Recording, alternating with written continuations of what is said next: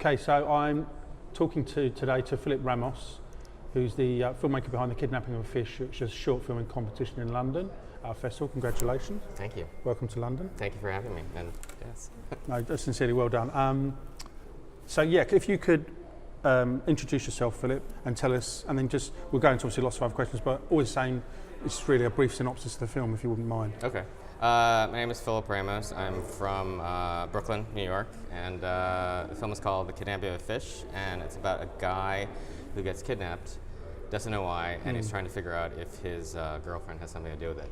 And it's a great mix of like comedy, drama, romance, and like all those genres wrapped into one. So. Can you explain how the, because actually you kind of hit the nail on the head, which what I really enjoyed about the film was exactly what you've just explained, where you've got like a kind of rom-com, Yes. a bit of skullduggery going on in the background. Is she who she's, I don't want to give anything away, is she who she says, and he's kind of caught up in all of this, and he's kind of the innocent guy, really. So I'm guessing, what influenced you to make this film? I guess it's like a lot of the films that I love have both comedy and drama, or actually my favorite is where you're like crying at the same time that you're laughing as well. Right. So it's hard to like have that kind of mix in a film.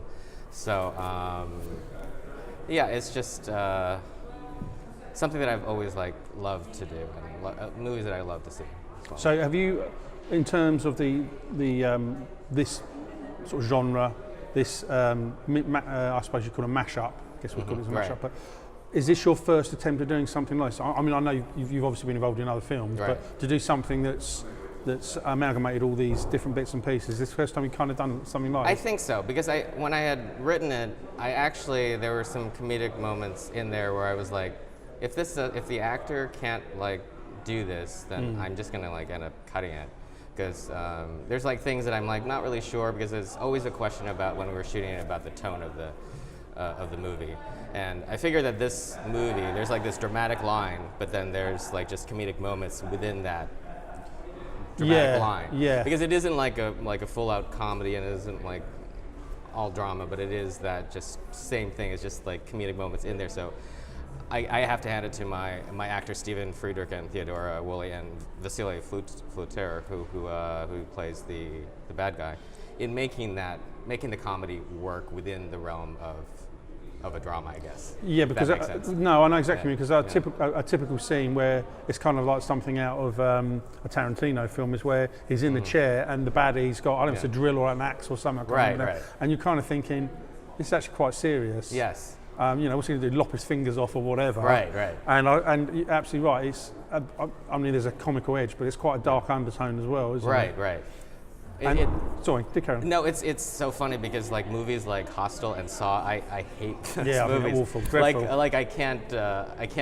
I've watched one Saw movie, but it was just so awful an experience.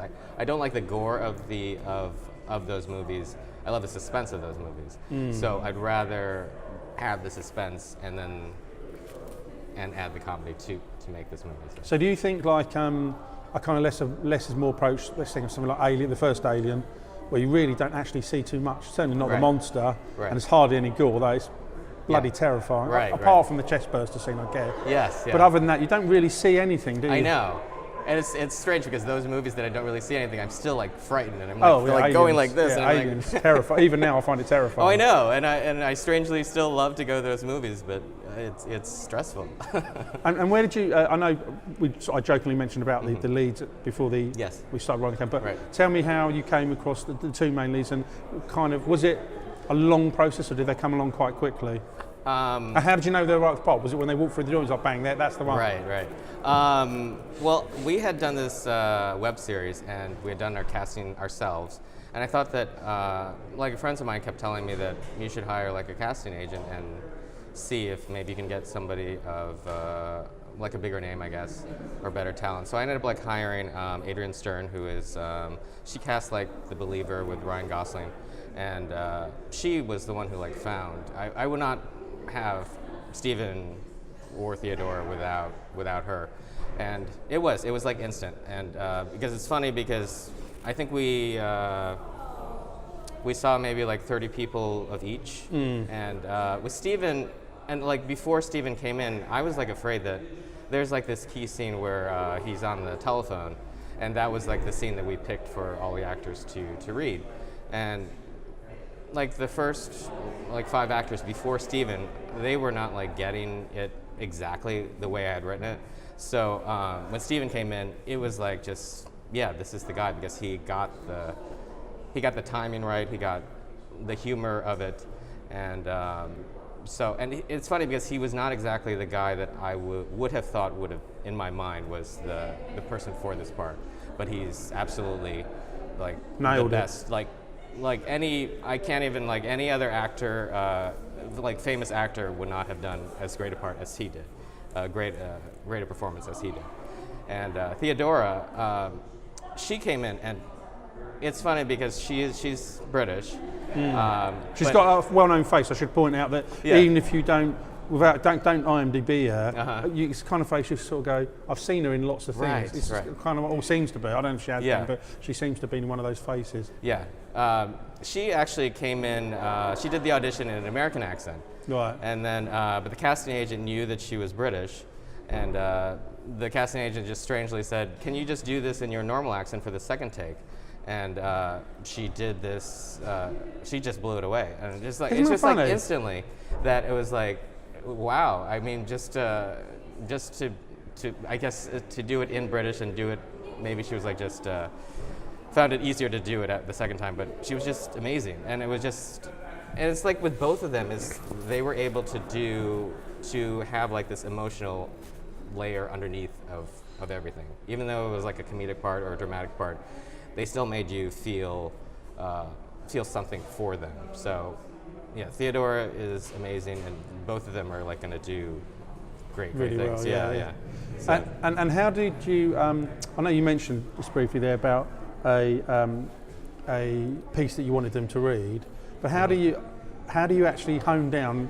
Even before you get to that stage, how do you choose? Obviously, I assume it's a pivotal scene, which is what I don't know. But how do you decide upon that particular one?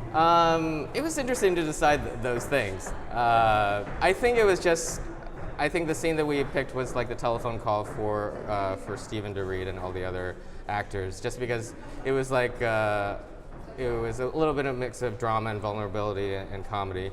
And the other scene we picked for Theodora was the scene in the hotel, which just shows, and also we also chose like the first argument that they have, just to show the drama thing. But the thing is that when you pick those scenes, you have, it's amazing to like see it as a writer. It's amazing to see them perform like your words and like just like the first time. But then it's like 30 more times that they're doing this. All the different actors are doing the same scene, so it kind of gets a little bit like tiring. Yeah. But so you really have to like the scene.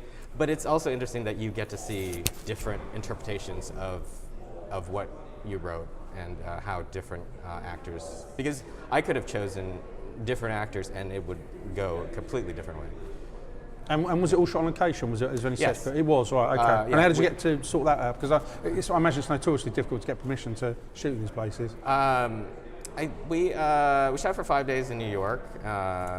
I rented, I don't know if you have Airbnb here. Yeah. So we rented for the apartment, I just ended up renting an Airbnb, and I asked the owner, is it okay if we film here? Right. So if you're upfront about it and they agree, that's a great way. Yeah, because I didn't want to run into the problem of I didn't know you were filming, and then you can't shoot here. Yeah, because it might have happened, of course. Yeah, exactly. And what was the other thing? The basement that we chose was such a hard thing to find. I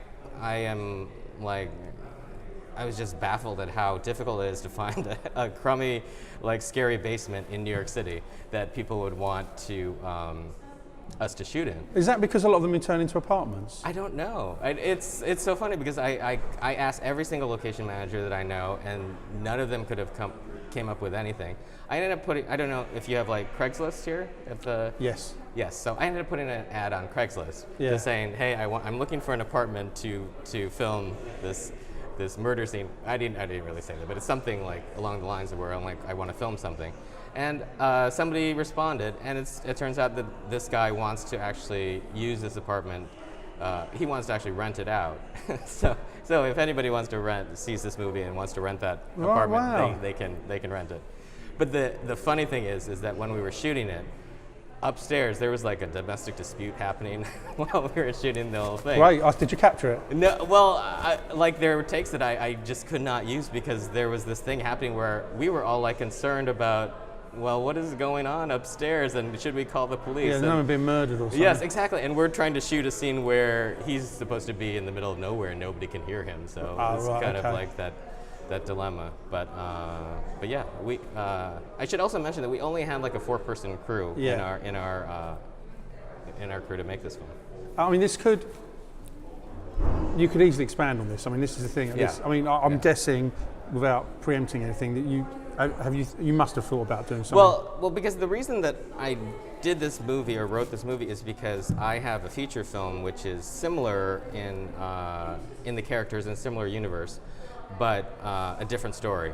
So I thought that if I wrote this and made this short, that it would be kind of like a proof of concept, where if people see this, they would want to make my feature, which is the next thing that I plan to do. And is that and where are you in that stage? Are you still at the planning stage on this? No, I finished the script, so I'm just now going through the process of like funding and seeing how that all goes. And that's the hard part. Well, it's all I don't know. People say that, and I'm like, okay. I'll see how hard it is, and I'll start crying later, and how difficult it all is. But hopefully it'll all work out. So tell me, how did you fall into filmmaking? Have you always been doing filmmaking? Have you yes. got another background, or? I went to NYU Film School. Right. It's funny because both of my parents are doctors, actually. Oh, right. And they both came from the Philippines, and they moved to Buffalo, New York. And it was I had just like fallen in love like doing plays in high school, and I had this opportunity to write this play, and I did it, and it was just such an amazing experience that by the time I like was about to graduate, I had to like tell my parents I don't really want to go to med school. I didn't really want to go to med school. Actually, what I told them was that I wanted to double major. I was going to be slippery. Yes. This is slippery. Yeah. Yeah. Well, because I didn't know. I honestly didn't know what they were going to say, and because I said I'm going to double major. I'm going to be a plastic surgeon. I'm also just going to do a minor in film. If that's okay. That's what I want to do. Well, because it was so stressful because my dad, like every single party we would go to, he would tell everybody, oh, he's going to make a great doctor. So of course there's all that pressure of like of like doing that. So I told my parents, and I still remember it to this day of like when I was like telling them that, and it was just so cool because my dad said you should do what you want to do. Oh, and that's great. Yeah, so I wouldn't be here if I didn't have the support of my dad and my mom. And dare I say that's something every parent should say. No, I know exactly. So because I was prepared to like go into medicine and then like somehow make it work. So it was all cool in the end. Yeah. It was all like I just went to NYU as a film student and had a great experience there. Worked my way up to being a production coordinator for TV shows and movies. I did like War of the Worlds and wow. War and Ultimatum. Yeah. And last thing I did was Mysteries of Laura for NBC. Actually, I'm sorry. The last thing I did is this Vince Vaughn movie that's coming out called Brawl in Cell Block 99. But that was the thing. I had gone to film school, and it wasn't. And the job that I was doing as a coordinator is not a creative like job in terms of like I'm not the writer, I'm not the director. Yeah, because you're at someone else's behest, I guess. Yes, I'm the one who's like planning all of this stuff around here. So and it's cool to be a part of all of that. But then it was like, well, I'm not really doing what I wanted to do. So I was hiring my producer friend, John Hay, and we were just working together for like, I'd say a month, and then he asked me if I would produce his web series. I did, and then it just reminded me of like what it was like to do film. Why you really right, wanted, exactly. Yeah. It was just very like invigorating. At the same time, my father had passed away. Right. Okay. So it was like, wow. I'm like, My dad was like so supportive, like so happy with everything that I'm doing, but obviously he wanted me to write and direct and do that and go to the Oscars, which is something as a kid is just like my dream. The ultimate thing. So so like when he passed away, I was like, I'm not doing it, and I wasn't able to have him come to like a premiere or something. So that combination of like working on the web series and then my father passing away just made me say I should write something and like do something and go in the direction that I should be doing. So I went to John and Patrick Phillips, who is the DP on this film. I went to both of them and I said, "Hey, I want to do this. I want to do this short. Would you like produce it? And would you be my cinematographer?" And they were like, "Great, yeah, let's do it." Which is like completely surprising to me because I'm like, well, usually I think when I tell people that, or maybe if I told like some other people that, they'd say, "No, well, you should work on the script some more, or we should do that in like years from now or something." Or think about it. It was just like immediately. But they got straight behind you straight away. Yeah, immediately like, yeah, let's go out and do it. Brilliant. It was just so great to have them do that. And the funny thing is, I didn't write the script yet. So you had the idea. I had the idea. Now I've got to do it. I had the idea. I'm like, okay. So they said, yeah. So now I have to like go. I have to go, and so it was like the fastest thing that I've ever written because I was like, I don't want to miss this opportunity where they're like saying this, and I really want to do this. So I ended up like writing a longer version of this script in like 3 weeks. So I guess like a few months later, we went through casting and shot the film. So. And now you've done the creative. There's no going back, is there?